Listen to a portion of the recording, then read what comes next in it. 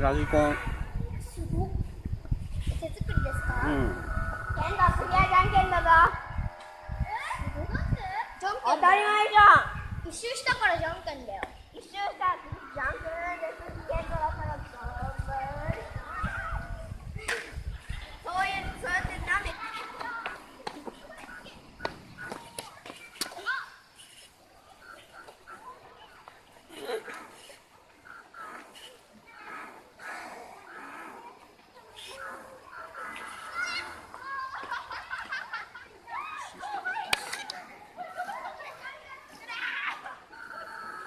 めっちゃ変な場所に行く。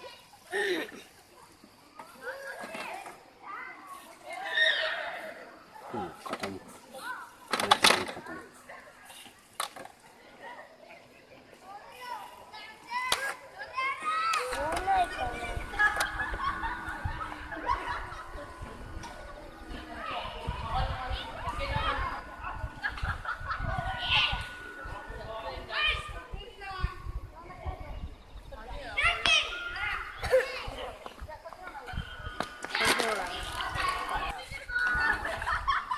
あっちね。